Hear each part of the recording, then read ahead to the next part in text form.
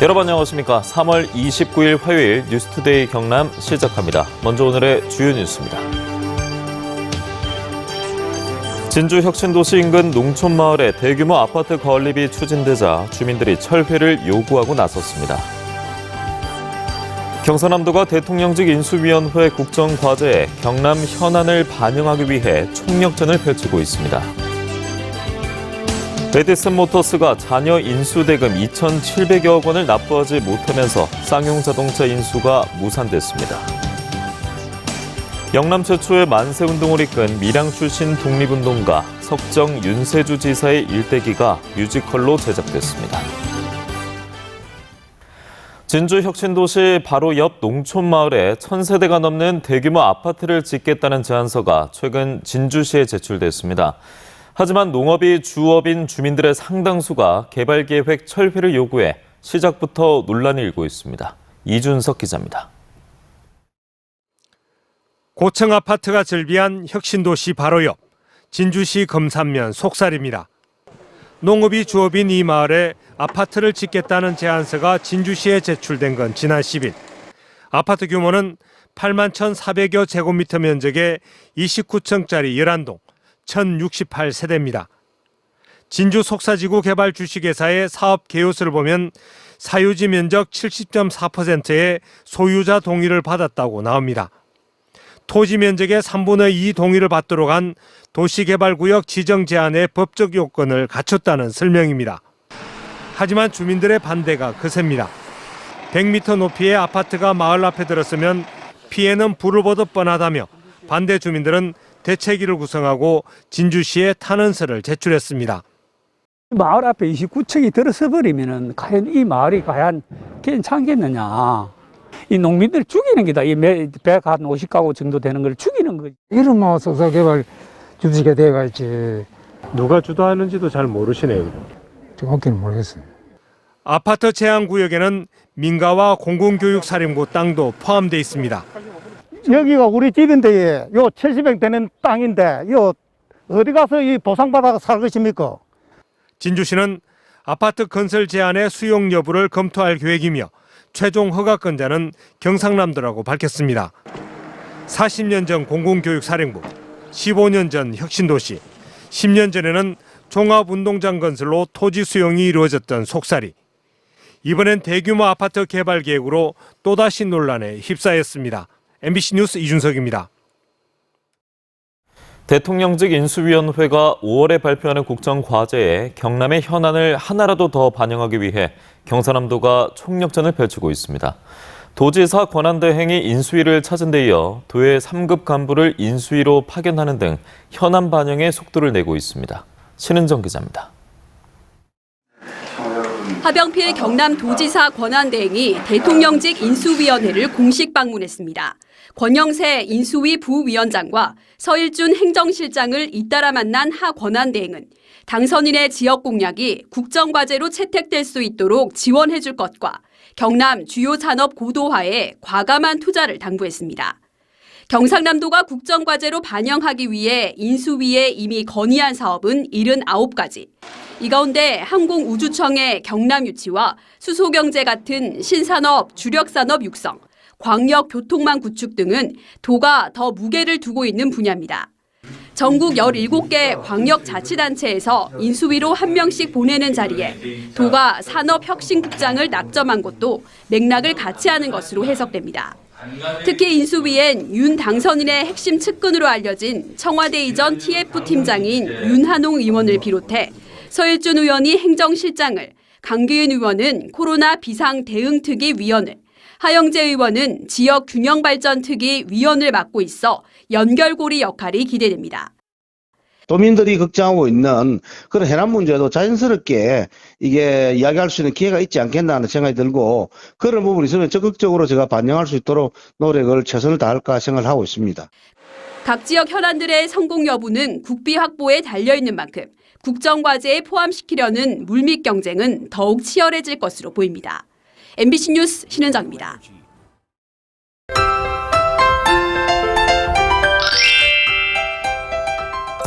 아침 공기는 차갑지만 낮에는 완연한 봄입니다. 오늘도 아침에 경남 내륙 지역을 중심으로 0도 내외로 떨어지면서 쌀쌀하겠는데요. 농작물에 서리가 내리거나 얼음이 얼 가능성도 있겠습니다. 낮 기온은 어제보다 더 올라 평년 기온을 웃돌겠습니다. 오늘 창원의 아침 기온 5도, 진주 1도, 거창 영하 1도로 영하권 추위를 나타내는 곳도 있고요. 낮 기온은 껑충 뛰면서 창원 17도, 진주 18도, 거창 20도까지 올라 일교차가 20도 내외로 매우 크게 나는 곳도 있겠습니다. 내일과 모레 봄비 소식이 있습니다. 서쪽에서 다가오는 기압골의 영향으로 내일 오후부터 비가 내리겠는데요. 이 비는 모레 오전에 대부분 그칠 것으로 예상되고요. 예상되는 비의 양은 5에서 10mm가량으로 많지는 않겠습니다. 위성 영상 보시며 오늘 맑은 날씨 속에 따스한 봄 햇살을 느끼실 수 있겠습니다. 우리 지역의 미세먼지 농도는 좋음 수준으로 공기질 걱정은 없겠습니다.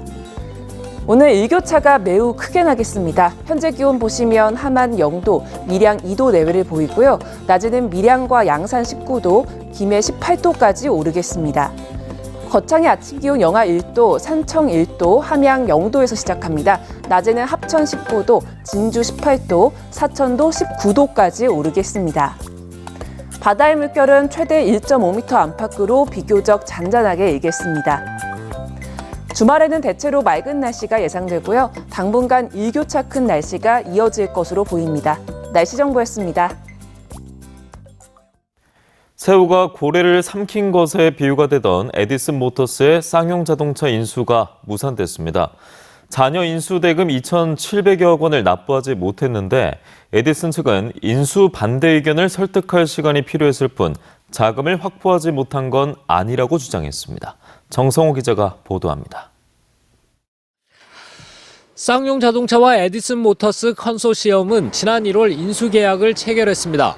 하지만 쌍용차는 에디슨 모터스가 지난 25일까지 잔여 인수 대금 2,743억 원을 납부키로 한 약속을 지키지 않아 투자 계약을 해지했다고 공시했습니다. 에디슨 모터스 측은 해결해야 할 문제들이 있어 법원에 관계인 집회 연기 신청을 냈고 잔금 예치를 의도적으로 미뤘다고 밝혔습니다. 이미 잔금에 대해서는 저희가 자금 확보가 이루어져 있는 상황입니다. 여러 가지 이슈에 대해서 저희가 대응하기 위해서 잔금 납입을 미뤘던 거고.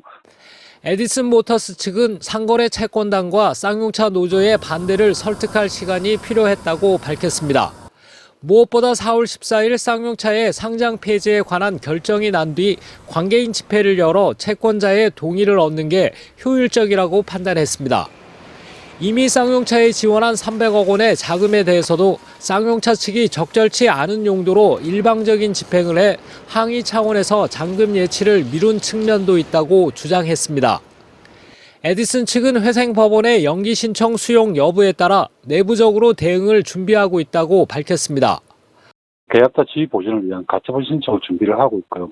쌍용차를 저희가 인수할 수 있는 부분을 아직도 저희가 포기하지 않고 계속적으로 추진을 하고 있는 상황이라고 말씀드릴 수 있습니다. 에디슨 측은 계약금으로 납입한 304억 원에 대해서는 계약 해지의 귀책 사유를 따져 회수 가능성을 타진하겠다는 입장입니다. MBC 뉴스 정성호입니다. 영남 최초의 만세운동을 이끈 밀양 출신 독립운동가 석정 윤세주 지사를 아십니까? 영화 암살로 널리 알려진 다른 밀양 출신 독립운동가들에 비해서 조명을 받지 못했는데 학생들이 윤 지사의 일대기를 담은 뮤지컬을 선보였습니다. 서창호 기자입니다. 1919년 3월 13일 밀양 장날에 맞춰 천여 명이 대한독립 만세를 외쳤습니다. 영남 최초의 3.13 밀양 만세운동입니다. 이 중심엔 석정 윤세주 지사가 있었습니다. 윤 지사는 만세운동이 끝나자 2살 터울의 약산 김원봉과 항일 무력 독립운동단체인 의열단 창단에 앞장섰습니다. 하지만 1942년 중국 태항산에서 소탕전을 전개하던 일본군에 맞서다 죽음을 맞이했습니다. 우리의 쌀과 우리의 자원을 수탈한 죄, 무엇보다 우리의 생존권을 박탈한 죄. 윤 지사가 순국한 지 올해로 80주년. 밀양영화고 학생과 석정 오케스트라단이 윤 지사의 일대기를 뮤지컬로 꾸몄습니다. 의열단에서 그 활동할 때 가장 핵심적으로 강조했던 게 공동체 의식이거든요. 우리 아이들에게 그런 정신을 심어주고 싶었습니다. 공연을 약 2달 앞두고 있었을 땐 하루에 12시간씩 연습에 몰두한 학생들. 마지막에 태양산에서 동지들을 구해주려고 혼자서 뛰어가는데 그 장면 때 할 때마다 살짝 계속 눈물이 나오는데 윤세주의 그 가슴 아픈 희생이 보여가지고 잃어버린 주권을 되찾기 위해 피땀 흘렸던 윤 지사의 희생 정신이 후대 학생들에게 이어지고 있습니다. MBC 뉴스 서창호입니다. 투데이 경남입니다. 항공우주청 서부경남 설립, 대성공약 이행 촉구, 서부경남 시장군수 공동건의문 발표가 오늘 오후 3시 20분 경남도청 서부청사 중강당에서 열립니다. 창녕군 치매전담요양원 개원식이 오늘 오후 4시 치매전담요양원에서 펼쳐집니다. 나노 전문인력 육성 및 활성화 계획 착수 보고가 오늘 오후 4시 30분 밀양시청 소회의실에서 진행됩니다. 남해 방문회회 관광수용태세 개선간담회가 오늘 오후 5시 남해 생활문화센터 다목적실에서 개최됩니다. 한국항공우주산업 카이를 비롯한 서부경남 항공우주기업 73개사가 항공우주청 서부경남 설치 건의문을 대통령직 인수위원회와 청와대, 국회, 정부 부처에 전달했습니다. 이들은 우리나라도 선진 항공우주국가로 발돋움하려면 정부 전담 조직인 항공우주청을 설립해야 하고 이 최적지는 산학연 클러스터가 가장 잘 갖춰진 서부경남이어야 한다고 주장했습니다. 코로나19 여파로 해외여행과 여권 발급 건수가 급감함에 따라 하동군이 매주 월요일 오후 8시까지 해왔던 야간 여권 발급 업무를 중단하고 유선 예약제로 변경했습니다. 유선 예약제는 여권 발급 예약을 하면 평일 언제나 오후 8시까지 여권을 발급받을 수 있는 서비스입니다. 진주시가 시민주도형 문화예술 사업을 장려하기 위해 올해 문화기획 공모사업에 7억 3천만 원을 지원합니다. 진주시는 다음 달 4일까지 문화 공모사업 신청을 받아 사업 대상자를 선정할 계획입니다.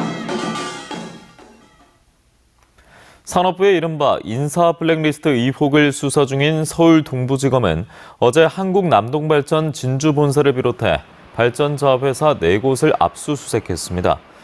이번 압수수색은 산업부가 탈원전 정책을 추진하면서 코드가 맞지 않는 산하 기관장을 압박해 불법적으로 사표를 제출받았다며 2019년에 자유한국당이 고발장을 낸 지 3년여 만입니다.